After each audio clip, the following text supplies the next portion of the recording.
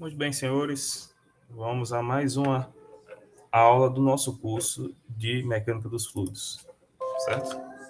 Nessa aula, trataremos a respeito dos exercícios da parte 3 de Mecânica dos Fluidos, certo? Da aula passada. Então, o objetivo geral é justamente a resolução desses exercícios, né, de fluido de movimento em corpo rígido e rotação em contêiner cilíndrico.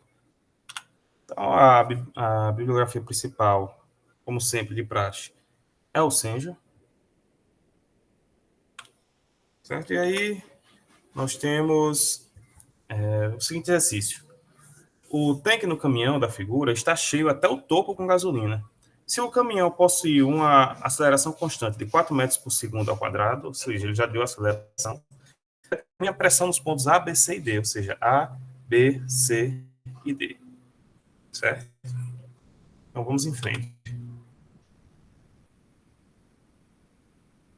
Então, conforme já explicamos na aula passada, né, a diferença da altura deste ponto aqui para este ponto aqui, o H, né, é igual a x, que é essa distância aqui, 8, ó, dividido por g, a gravidade, vezes 4, que é a aceleração metros por segundo. Então, o H, ou seja, essa altura aqui, vai ter 3,26 metros, certo? Então, o P de A aqui, ó, vai ser o gama HA. Com o HA aqui é zero, então, pressão de A é igual a 0 Pascal. Já o P de B, esqueçam isso aqui, tá, pessoal? Já o P de B é igual ao gama, certo?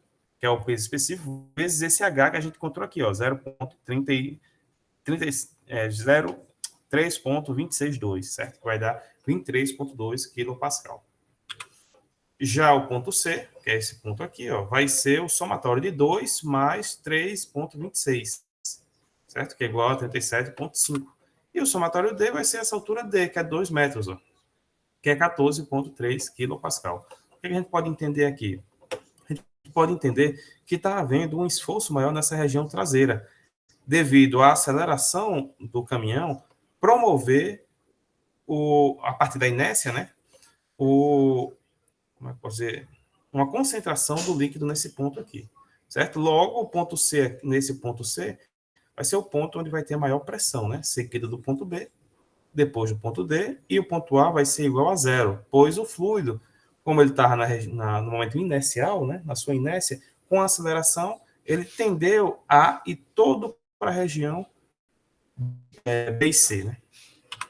E aí o exercício 2 trata do seguinte, o recipiente da figura tem 3,5 pés de largura e está cheio de petróleo bruto, até uma altura de 4 pés. Determine a força resultante que o petróleo exerce sobre a lateral do recipiente e sobre o fundo se um guindaste começar a içá-lo para cima com aceleração 8. Isso aqui é muito interessante, esse exemplo aqui, porque a gente vai fazer num sistema estático e num sistema dinâmico, ou seja, se a gente tem esse dispositivo aqui parado, na condição parada, ou se ele está na condição da aceleração 8 pés por segundo ao quadrado. Então, na condição estática, nós temos aqui, nessa parte, certo? Nessa comporta vertical, né, a gente tem a distribuição das solicitações.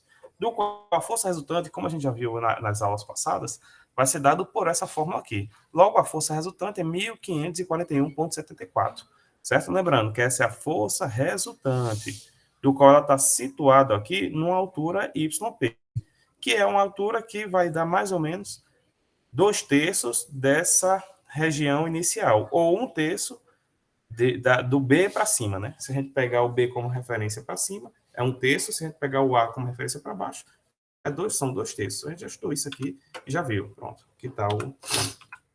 Então, essa força aqui, ela está representando na distância de 2,67 pés, não é aqui embaixo não, certo?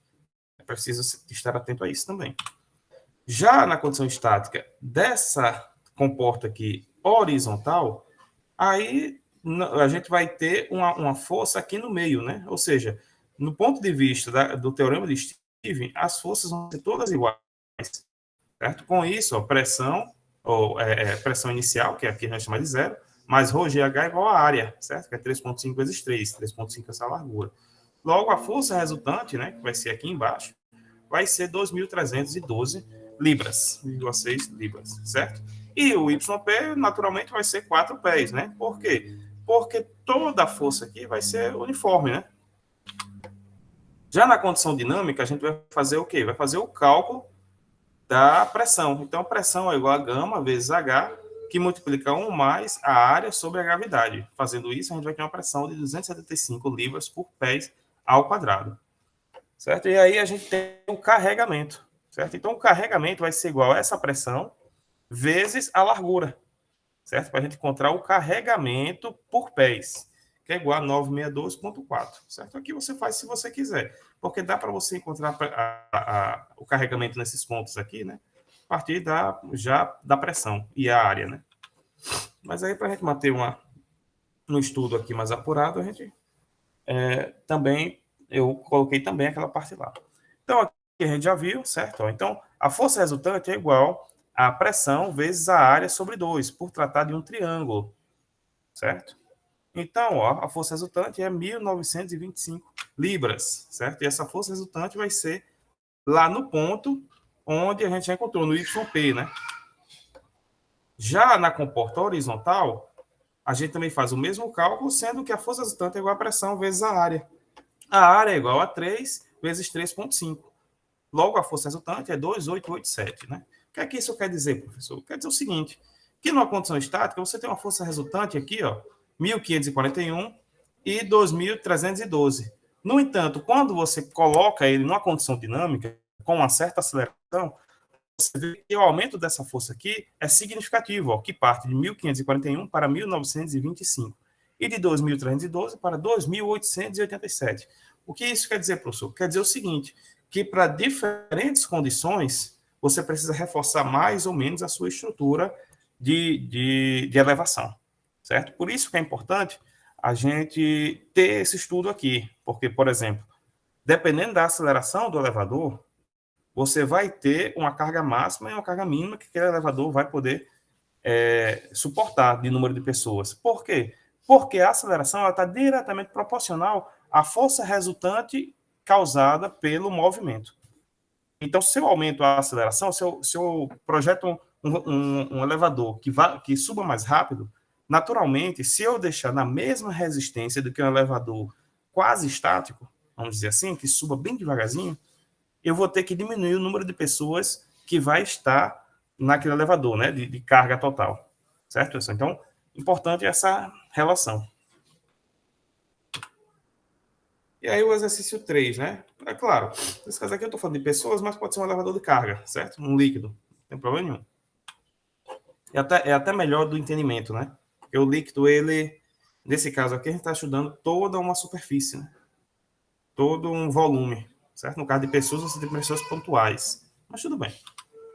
Então, ó, um contêiner cilíndrico vertical com 20 centímetros de diâmetro e altura de 60, mostrado na figura, está parcialmente cheio, com líquido até a altura de 50 centímetros, cuja densidade é 850 kg por metro cúbico. Agora o cilindro é girado com velocidade constante, né? Então, aqui está girando. Determine a velocidade de rotação na qual o líquido começa a vazar na borda do contêiner. Então, é importante que a gente tem que saber aqui. A gente tem que saber a pressão no meio, certo? Que é o ponto de menor pressão, por causa da criação dessa superfície côncava, né?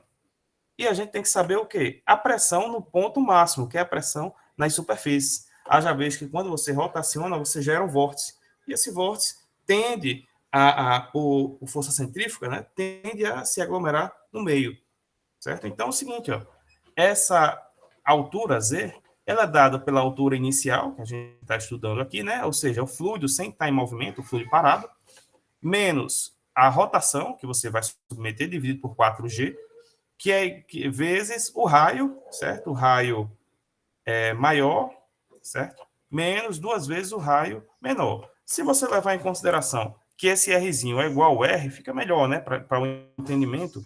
Por quê? Porque o Z de R, ou seja, toda essa altura aqui, certo? Estando relacionado um coeficiente independente, certo? Então, toda essa altura, dependendo do coeficiente R, ou seja, dependendo desse coeficiente aqui, ó, desse fator R, ele vai ser dado pela altura inicial mais a rotação ao quadrado vezes R ao quadrado sobre 4G. Logo, a rotação, você fazendo esse cálculo aqui, você vai chegar a essa condição, né? Você vai passar lá diminuindo, multiplicando e dividindo. Vai dar igual a 19,8 radianos por segundo. Certo? Transformando isso para RPM, você vai ter 189 RPM. Certo? Professor, não entendi. Pronto, esse 189 RPM vai ser a rotação, certo? Máxima para que ele transborde. Certo? Por quê? Porque ele quer determinar a velocidade de rotação na qual o líquido começa a vazar na borda do container. Certo? Então, qual é a minha vazão máxima, certo? Ou a minha rotação máxima para que ele comece a transbordar. Vai ser essa rotação aqui. Ah, professor, eu não entendi. Como é que pode? Porque é o seguinte, ó, esse ZR aqui, ele vai ter que ser máximo, porque ele quer saber a rotação máxima de transbordar. Logo, esse ZR aqui vai ter que ser a altura do meu copo, certo? Ou do meu container cilíndrico, que é 60. Legal? E esse H0 vai ser 50 centímetros. Por quê? Porque o líquido está parcialmente cheio. Ou seja, ele na condição estática está a 50 centímetros de um container de 60 centímetros. Certo? Então, para eu saber qual é a rotação máxima que esse componente pode suportar sem que não transborde, eu tenho que calcular a minha altura, né, o meu Z de R aqui, ó, com a altura máxima, que é 60, que naturalmente vai ser o raio máximo, certo? Que é 0,1, que é esse raio aqui, ó, bem aqui na ponta, certo? Então, ó, por quê? Porque ele tem 20 centímetros de diâmetro. Logo, ele vai ter um raio de 10 centímetros, certo? Então, é na região de borda onde ele vai ter aqui a condição de transbordar inicialmente. Naturalmente, certo? A altura do líquido no centro, né, que vai se formar um vórtice aqui, ó, certo? Ou seja, uma condição côncava, aqui vai tender a ser menor, certo? Vai ser igual a H0, que é 50, menos a rotação vezes o raio, dividido por... Certo? Então, é isso. Não tem muito mistério, né? Certo? Vamos em frente. E aí, próxima aula, a gente finalizou essa parte de pressão estática dos fluidos, e próxima aula a gente vai entrar na parte de cinemática dos fluidos, né? Cujos objetivos estão aí descritos, né? Como entender o papel da derivada do material, na transformação entre as descrições lagrangiana e euleriana, distinguir entre diversos tipos de visualizações, métodos de representação gráfica das características, principalmente de um fluido, ter uma percepção das diversas maneiras pelas quais os fluidos se movem e se deformam, distinguir entre regiões rotacionais e irrotacionais do escoamento, com base na vorticidade do escoamento, e entender a utilidade do teorema de transporte de Reynolds. Então, próxima aula, a gente trata disso aqui.